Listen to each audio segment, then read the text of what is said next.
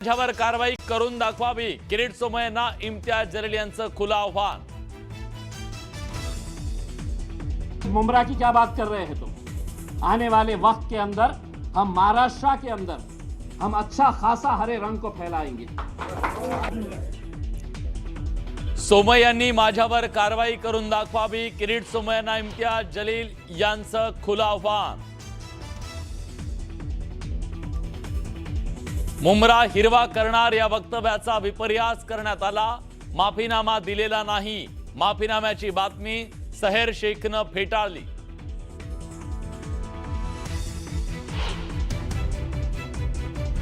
छगन भुजबळांना मिळालेल्या clean chit विरोधात अंजली दमानिया आक्रमक। भुजबळ 2 गुन्ह्यातून मुक्त, तिसऱ्यातून नाही। अंजली दमानियांचं सीजीआय यांना पत्र लिहित तपास सुरू करण्याची मागणी।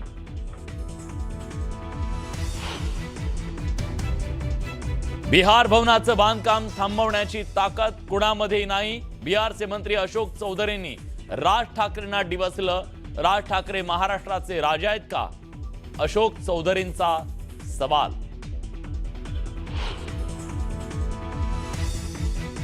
डोंबिवली स्टेशन बाहेर खाद्यपदार्थ विकणाऱ्या तरुणीवर पालिकेकडून अन्याय झाल्याचा दावा। पालिकेच्या कारवाईवरून मनसे आक्रमक, तर स्टॉल लावण्यासाठी तरुणीला मनसेचा पाठिंबा। नाशिक मधील सिंहस्थ कुंभमेळा कामावर साधू महंतांची नाराजी। सिंहस्थची कामं चुकीच्या पद्धतीने होत असल्याचा आरोप। सर्व साधू महंत एकत्र येऊन मुख्यमंत्र्यांकडे करणार तक्रार।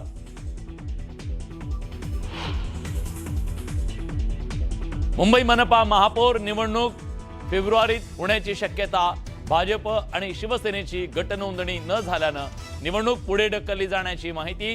तर पुण्यातही 6 फेब्रुवारीला होणार निवडणूक।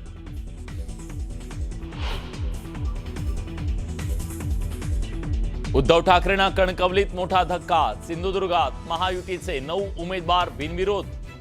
भाजपची बिनविरोध विजयाची मालिका कायम। आणि ओशिवरातील गोळीबार प्रकरणी अभिनेता कमाल खानला 27 जानेवारीपर्यंत पोलीस कोठडी।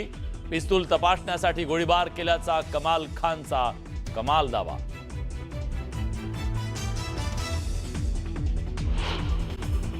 मुमरा हिरवा करणार या वक्तव्याचा विपर्यास करण्यात आला असं सहर शेख यांनी स्पष्ट केलं। माफीनामा दिलेला नाही असं म्हणत नगरसेविका सहर शेख यांनी माफीनाम्याची बातमी फेटाळली। फक्त मुंब्राच नाही तर संपूर्ण राज्य, संपूर्ण देश हिरवा करू असं खुलं आव्हान इम्तियाज जलील यांनी सत्ताधाऱ्यांना दिलंय। मुंब्र्यात जाऊन जलील यांनी सहर शेख यांच्या वक्तव्याचं समर्थन करत भाजप आणि शिवसेनेच्या नेत्यांविरोधात दंड थोपटले।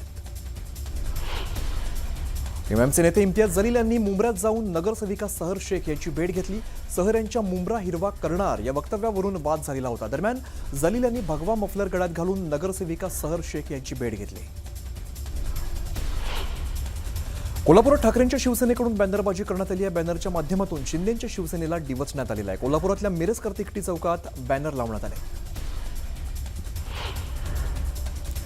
मीरा भाईंदर महापालिकेचे माजी महापौर हसमुख गेहलोत यांची भाजप गटनेतेपदी निवड झालेली आहे। आगामी निवडणुका आणि महापालिकेतील राजकीय समीकरण लक्षात घेता भाजपाने गेहलोत यांच्यावरती विश्वास दाखवला आहे। भिवंडीत महापौर पदावरती काँग्रेसने दावा केलाय। महापौर उपमहापौर पदाच्या निवडीत भिवंडीची हिंदू मुस्लिम ऐक्याची परंपरा कायम ठेवणार असे संकेत रशीद ताहीर यांनी दिलेले आहेत। काँग्रेस 30, शरद पवार यांची राष्ट्रवादी 12 आणि समाजवादी 6 अशा एकूण 48 जागा मिळून महापौर बनवण्यासाठी सज्ज असल्याचा दावा रशीद ताहीर यांनी केलाय। नितेश राणे यांनी उद्धव ठाकरे यांना कणकवलीमध्ये मोठा धक्का दिलेला आहे। भाजपाची बिनविरोध विजयाची मालिका कायम असल्याचं पाहायला मिळतंय। खारेपाटण जिल्हा परिषदेच्या उमेदवार प्राची इसलवकर तसंच कोकीसरे पंचायत समितीत साधना नकाशे, रोहिता तांबे बांदामधून प्रमोद कामत यांचा बिनविरोध ते निवडून आले। आणि आता बघूया महाराष्ट्र विशेष।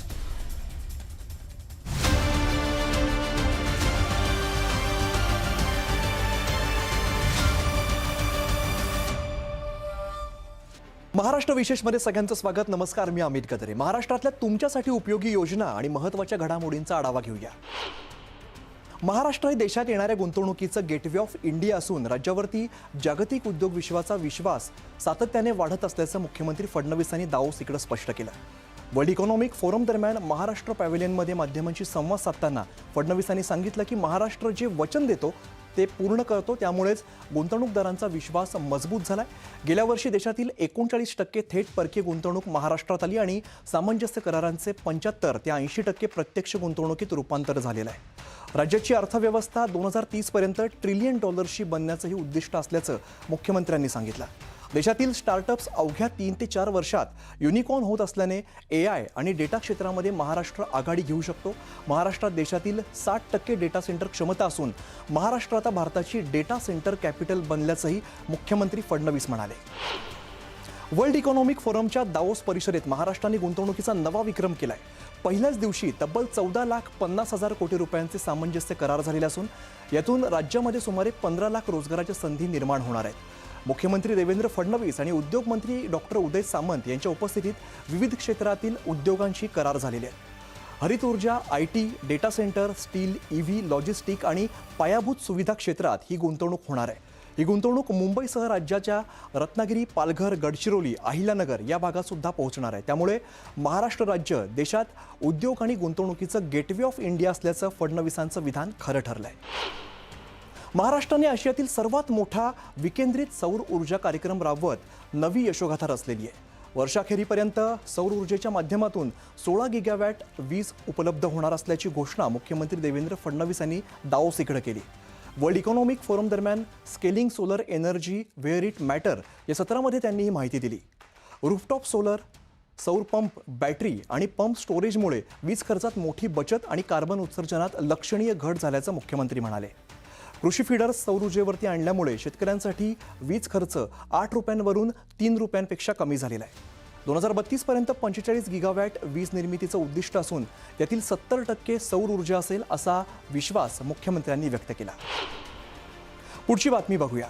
सर्वांसाठी न्याय, जलद न्याय या तत्वावरती राज्य शासन काम करत असून मुख्यमंत्री देवेंद्र फडणवीस यांच्या पुढाकाराने न्यायदान प्रक्रिया अधिक गतिमान होते.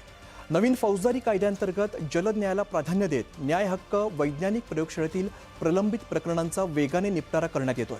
न्यायदानाची प्रक्रिया अधिक प्रभावी करण्यासाठी राज्यभर मोबाईल फॉरेन्सिक व्हॅन उपलब्ध करून देण्यात येत आहे.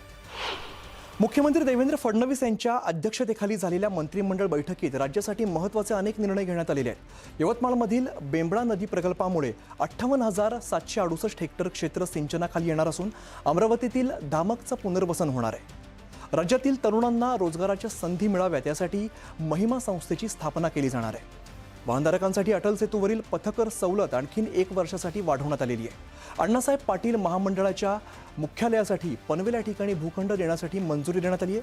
तर तिरुपती देवस्थानाला पद्मावती देवी मंदिरासाठी उल्वे या ठिकाणी भूखंड ₹1 प्रति चौरस मीटर दराने दिला जाणार आहे. पुढची बातमी मुंबईसाठी.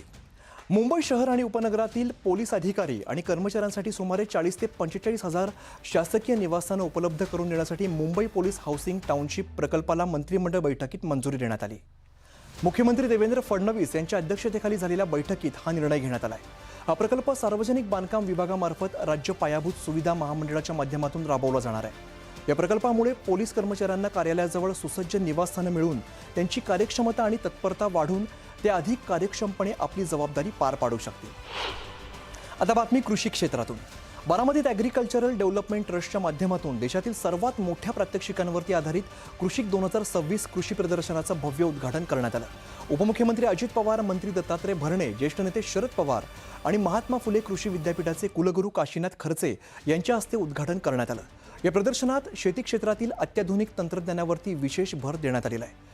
AI आधारित ऊस शेतीद्वारे प्रति एकर 200 टनांपर्यंत उत्पन्न कमी पाण्यामध्ये आणि कमी खर्चात जास्त उत्पन्न कसं मिळवता येईल याचं प्रत्यक्ष प्रात्यक्षिकांसह मार्गदर्शन केलं गेलं.